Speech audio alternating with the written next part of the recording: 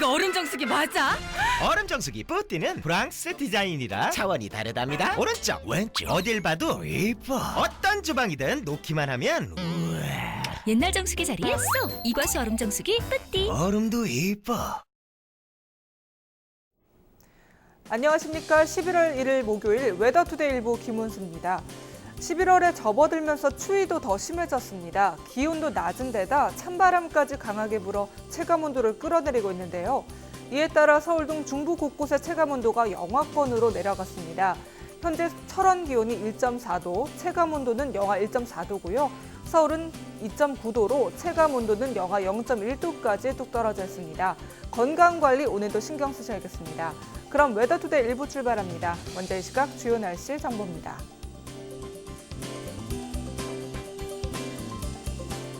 오늘 서울 아침 기온이 2.7도 등 전국이 영하 1도에서 12도로 어제와 비슷했지만 바람이 불면서 체감온도가 영하로 떨어진 곳이 많았습니다.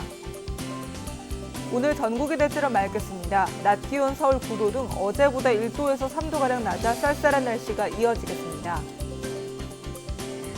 내일 서울 아침 기온이 1도까지 떨어지면서 추위가 절정을 보이겠습니다. 이번 추위는 주말 낮부터 점차 누그러질 것으로 전망됩니다. 당분간 내륙지방은 큰 일교차를 보이겠고 남부지방은 대기가 점차 건조해지겠습니다. 건강관리와 각종 화재 예방에 유의하시기 바랍니다.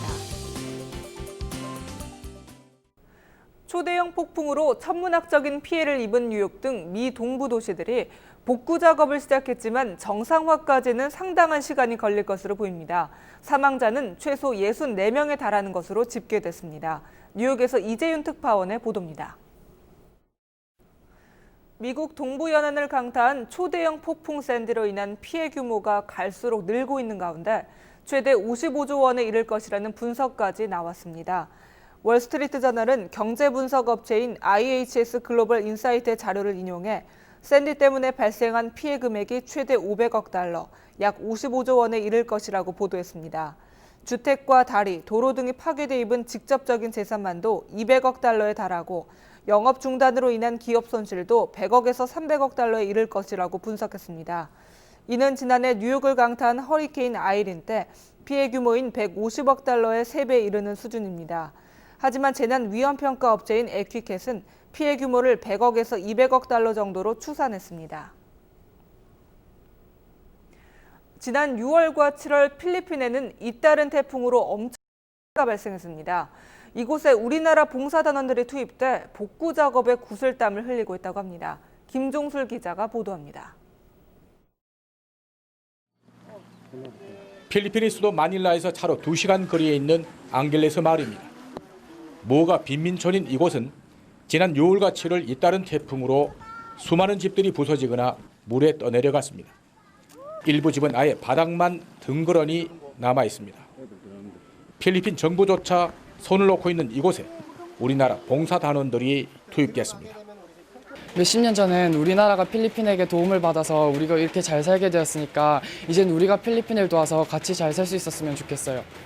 집을 잃어 갈 곳 없는 주민들을 위해 먼저 집수리에 나섰습니다. 비록 완전하게 집을 지어주지는 못하지만 벽을 세우고 바닥을 골라 쉴 공간을 마련합니다. 기술이 없는 학생들은 물이 발목까지 차는 강을 건너 어렵게 건축 자재를 나릅니다. 안 해봤던 일이라 힘은 드는데 보람은 있어요. 시리에 빠져있는 마을 어린이들을 위해 잔치도 열었습니다. 어린이들은 색종이를 접고 부채도 만들며 한때나마 시름을 잊어봅니다.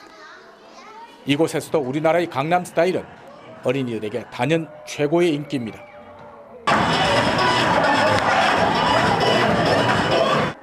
피해 복구 외의 교육도 이곳에 적지 않은 문제입니다. 마을 인근에 학교가 단 한 곳도 없어 어린이들이 전혀 교육 혜택을 보지 못하고 있습니다. 재난 복구도 필요하지만 더 시급한 것은 교육 지원과 교육에 대한 투자라고 볼 수 있겠습니다. 필리핀을 비롯한 세계 곳곳에는 우리나라의 수많은 봉사단체들이 왕성한 활동을 하고 있습니다. 하지만 봉사의 손길을 기다리는 이들 지역에서는 일회성이 아닌 지속적인 도움을 원하고 있습니다. 필리핀 앙겔레스 마을에서 YTN 김정술입니다. 서해상의 기상악화로 인천 지역 2개 항로의 여객선 운항이 중단됐습니다. 인천항 운항관리실은 오늘 오전 서해 먼바다에 2, 3m의 높은 파도가 일면서 백령도와 난지도를 오가는 2개 항로의 여객선 운항이 통제됐다고 밝혔습니다. 그러나 덕적도나 연평도 등 나머지 11개 항로의 여객선은 정상 운항됩니다. 농촌진흥청은 도시민들이 가서 보고 걷기에 좋은 농촌길 4곳을 소개했습니다. 농촌진흥청이 선정한 농촌길 4곳은 강원도 평창 산채 으뜸 마을길과 충남 홍성의 거북이 마을길, 전북 순창의 거북 장수 마을길, 경남 밀양의 꽃샘이 마을길입니다. 그린로드란 이름이 붙은 농촌길은 농촌 문화가 잘 남아있고 수확철에 풍요로운 자연을 만날 수가 있습니다. 올 가을 들어 가장 추운 날씨를 보이는 가운데 제주 한라산에도 첫눈이 내렸습니다. 한라산 정상과 윗세오름, 진달래밭에는 밤새 기온이 영하로 떨어지고 빗방울까지 내려 1cm가량의 눈이 쌓였습니다. 한라산 첫눈은 지난해 11월 24일에 내렸는데 올해는 20여일 이상 빠릅니다. 네, 오늘 어제보다 기온이 더 내려가면서 중북부 일부 지방은 체감온도가 영하권에 머무르기도 했는데요. 내일 아침은 서울 기온이 1도까지 떨어지면서 추위가 절정에 이른다고 합니다. K웨더 연결해 추위 전망 자세하게 알아보겠습니다. 박선우 예보관님 안녕하십니까? 네, 안녕하세요. 네, 오늘 정말 추웠습니다. 체감온도가 영하권으로 떨어진 곳도 있다고 하던데요. 오늘과 같은 초겨울 추위가 또 원인과 앞으로의 전망은 어떻습니까? 네, 오늘 서울의 아침 기온이 2.7도를 기록했고 바람이 많이 불면서 체감 기온은 더욱 낮았습니다. 대부분 지방에서도 기온이 많이 떨어지고 일부 내륙 지역에서는 체감 기온이 영하권을 보인 곳도 있었는데요. 우리나라 북서쪽에서부터 찬 대륙고기압이 강하게 확장을 하면서 상층에 찬 공기가 많이 유입되고 있고 바람이 강하게 불고 있기 때문입니다.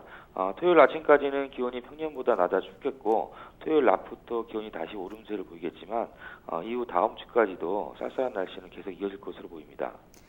네, 이렇게 날씨가 추워지면 눈 얘기를 안 할 수가 없는데요. 오늘 한라산에도 올해 가을 들어 첫눈이 내렸다고 하는데 내륙에는 언제쯤 첫눈이 내릴까요? 네, 강원 산간에는 올해 첫눈이 이미 내렸는데요. 내륙 지역의 첫눈은 11월 중순 후반은 되어야 할 것으로 예상을 하고 있습니다. 서울의 경우 평년 첫눈 시기는 11월 22일경이고 작년에도 11월 22일에 내렸습니다. 그 밖에 대부분 지역의 평년 첫눈 시기가 11월 20일에서 25일 사이입니다. 현재까지로서는 올해 11월 중순 후반은 되어야 찬 공기가 많이 남하를 하면서 눈이 내릴 수 있는 조건이 만들어질 것으로 전망을 하고 있습니다. 네, 또 이후 일요일에는 전국에 비 예보가 나와 있습니다. 비는 얼마나 오고 또 비가 온 뒤 날씨는 어떻게 전망하고 계십니까? 네, 이번 주 일요일 전국에 비가 내리겠는데요. 서울을 포함한 중부 지방은 다음 날인 월요일까지도 이어질 것으로 예상이 됩니다. 기압골 중심이 북쪽으로 통과를 하면서 주로 중부 지방을 중심으로 비가 내리겠습니다. 강원 영동을 제외한 중부 지방과 서해안 지역으로는 10에서 20mm, 그 밖의 지역은 대체로 5에서 10mm 정도의 비가 내릴 것으로 예상을 하고 있습니다. 비가 그치고 나서 월요일부터 다시 평년보다 기온이 낮아져 쌀쌀한 날씨가 나타날 것으로 예상을 하고 있습니다. 네, 또 11월 날씨도 궁금합니다. 이미 초겨울 날씨가 이어지고 있는데 앞으로 날씨 어떻게 보십니까? 네, 올해 12월 초부터 찬 대륙고기압이 강하게 확장을 하면서 올해 겨울 시작부터 추운 날이 많을 것으로 예상을 하고 있는데요. 11월 중순경에도 찬 대륙고기압이 일시적으로 확장을 하면서 기온이 큰 폭으로 떨어져 추운 날이 많을 것으로 보입니다. 저희 K웨더 예보센터에서는 11월 중순 추위가 한번 찾아오고 난 뒤에 하순에는 평년 기온으로 다시 회복을 했다가 12월이 들면서 기온이 다시 낮아지면서 겨울 시작이 평년에 비해 춥게 시작될 것으로 예상을 하고 있습니다. 네, 오늘 말씀 감사합니다. 네, 감사합니다. 지금까지 K웨더 박선우 예보관이었습니다.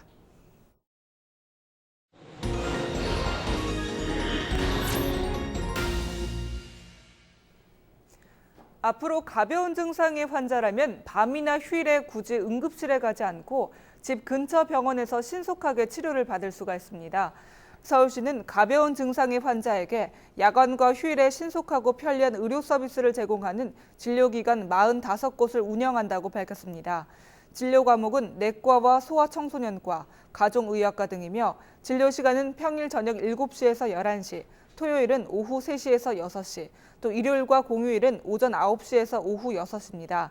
이용을 원하는 시민은 120 다산 콜센터와 119 구급상황관리센터에서 야간과 휴일 진료기간 안내를 받을 수가 있습니다.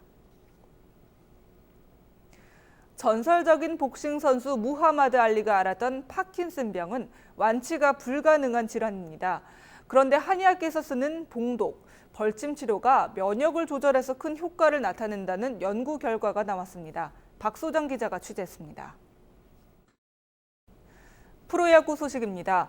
프로야구 한국 시리즈에서 삼성이 먼저 3승째를 거두며 정상까지 1승만을 남겼습니다. 5차전에선 홈런이 아닌 수비와 주루, 작전에서 승패가 갈렸습니다. 이경재 기자가 보도합니다.